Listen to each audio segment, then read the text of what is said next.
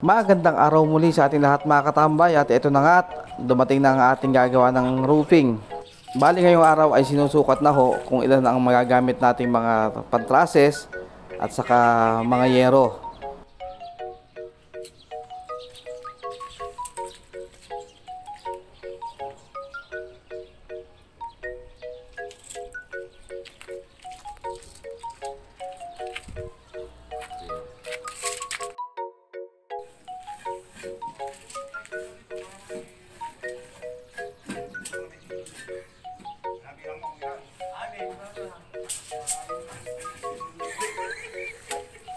Ako ay tagabilang.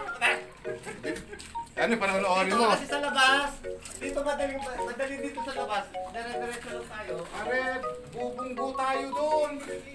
Ay, teka na dito. Eto na, nakapitan na. Ho kayo mag-alala at hindi ho mga nag-aaway ang mga yan.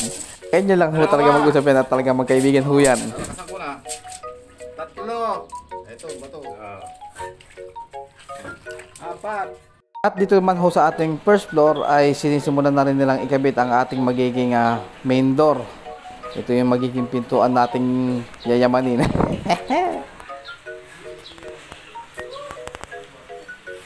Pali ho nga pala itong main door na to ay nabili ko lamang din ho ito sa aming kabarangay. Meron ho kasing gumagawa sa amin ganito sa aming barangay. Kaya hindi na ho ako nahirapan maghanap kung saan ho bibili. At nung nagtingin-tingin nga ho kami sa mga online para sa mga furniture shop, ay hindi rin ho nalalayo ang kanyang presyo. Sa ibang shop nga ho, mas mura pa ho ang kanyang benta kaysa po sa mga makikita ho nating ibinebenta sa mga furniture shop.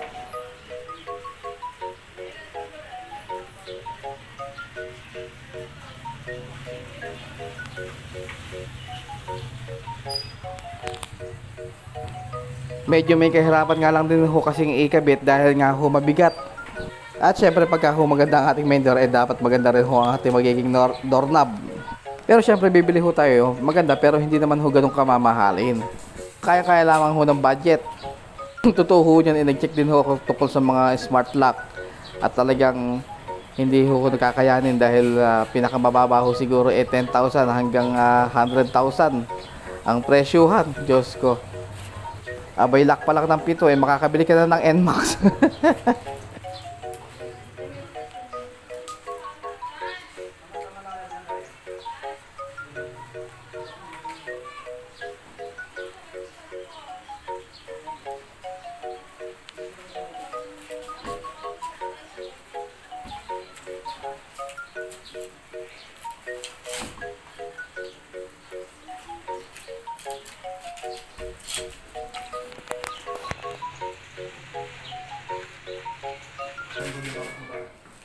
At talagang pinakakaingat-ingatan ho na lang ikabit ang ating pintuan.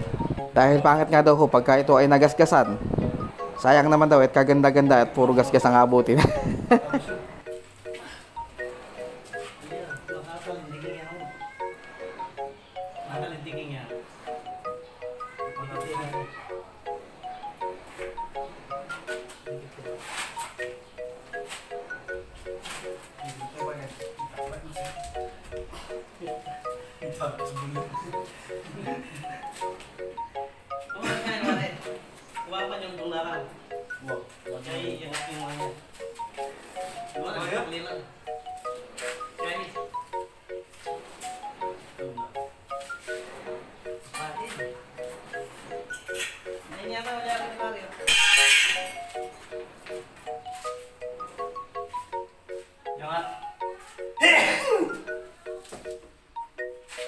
Kita taruh lagi ngelap nih. Dia perlu deh. Jadi mainan. Ali kelar.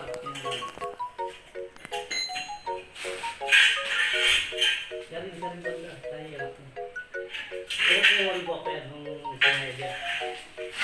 Ini dia bebas. Yang apa? Iya kan.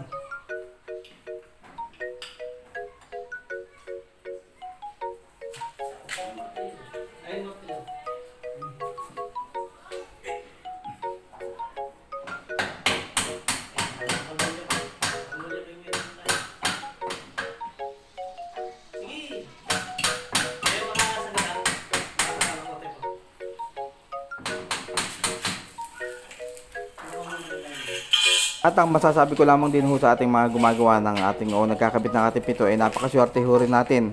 Talaga pinakakaingatan ho na lang ating pintuan. Hindi naman po sa pag-ano, pero meron ho talaga di bang ibang gumagawa na kuminsan ay bara-bara na rin ho kung gumawa. Ang mahalaga po sa kanila ay matapos ho nila ang trabaho. Pero sa mga gumagawa ho natin ay may kasama hong pag-iingat.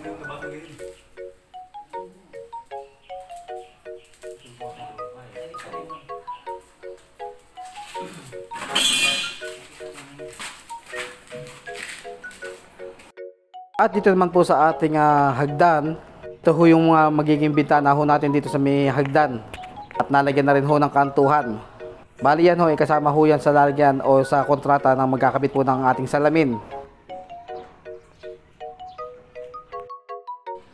Bali dito naman ho sa ating master's bedroom, ito na lamang ho ang natitirang bubuhusan na lang ng biga. Pagkayari po na lang nabigaan ho lahat yan, papatukan pa po na lang yan ng hollow blocks para po sa ating roofing.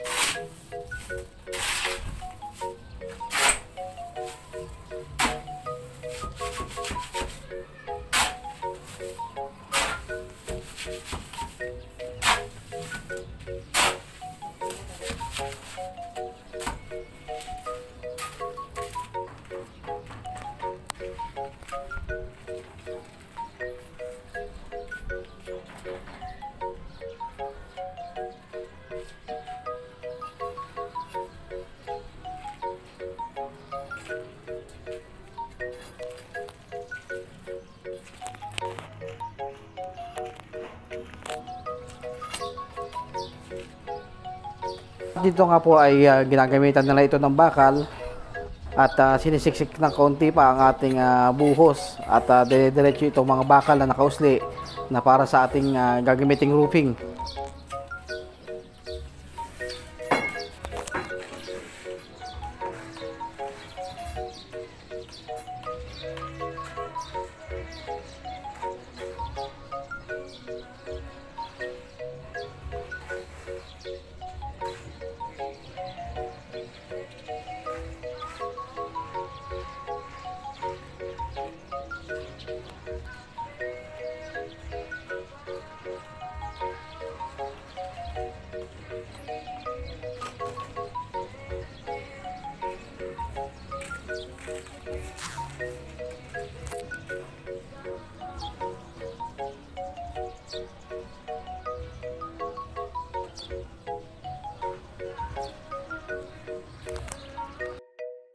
Buti na lang po ay nayari na ho natin nabuhusan ang ating lahat ng biga dahil nung sumunod na araw ho ito na ho, umuulan na naman. Ito lamang ho ang kahirapan pagka nagpapagawa ho kayo ng aabutin kayo ng mga panahon ng tag-ulan. Kung minsan madidelay ho ang ating pagpapagawa. Bali itong pintuan nga ho pala na to, ito yung ating dating pintuan sa ating main door.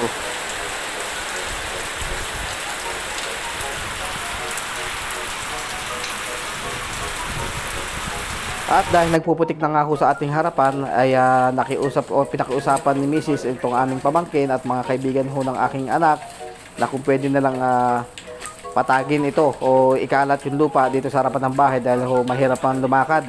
At pumayag naman sila at di bale daw na basta may kapalit lang daw na siyembot. Sila rin ho yung tumulong nung pinababaklas o pinagigiba ho namin ang lumang bahay dito sa harapan. So hanggang dyan muna ang ating update for today's video mga katambay. See you on our next vlog. Kalas!